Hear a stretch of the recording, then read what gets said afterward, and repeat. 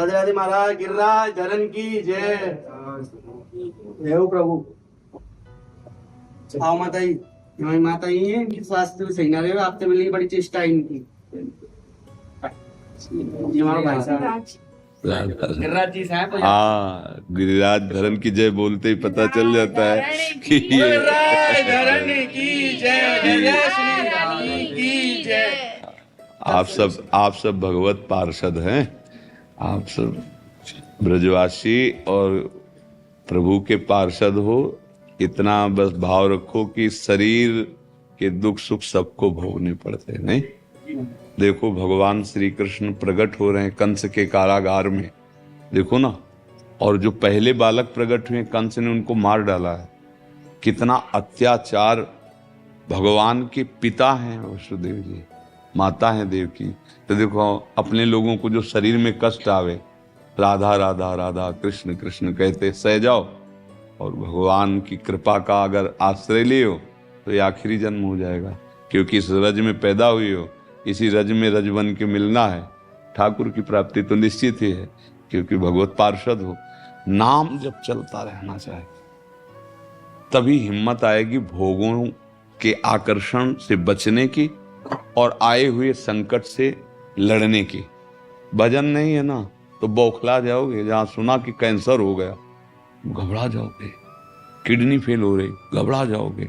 अगर भजन है ना, कोई बात नहीं। जाना तो अपने श्री कृष्ण के पास ही है, जाना तो है प्रियाजू के पास ही, और जाना तो सबको एक दिन है। तो वो एक दिन हमारा कभी ना कभी होगा ना, तो वो अब होना शुरू हो गया है।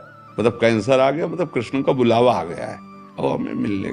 मरने से सब जग डरा, मेरो मन आनंद, कब मरी हो कब भेटियो, पूरन परमानंद। इसलिए असली दवा भगवान का आश्रय, भगवान का नाम है। नाम जप करते हैं। जय हो जय हो। आपने थोड़ा परेशान हूँ। देखो जो सबसे बड़ी परेशानी है, बार बार जन्म बार बार मरण, उस पर तो कोई ध्यान नहीं दे रहा।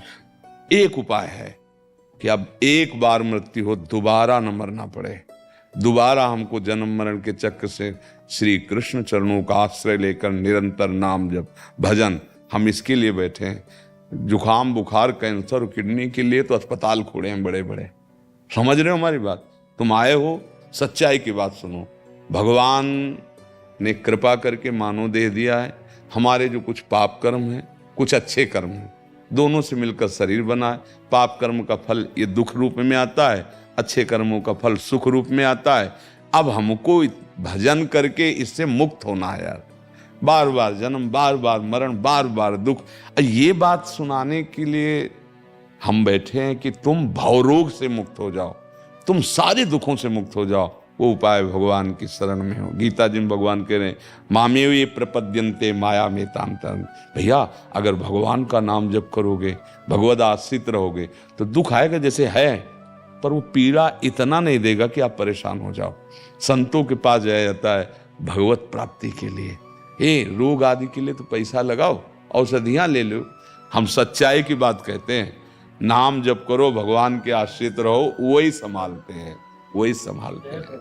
ये साधु महात्मा के पास जो जैसे नहीं कि राख दे दी, जंतुर दे दी, कुछ नहीं भैया। सच्चाई की बात समझो।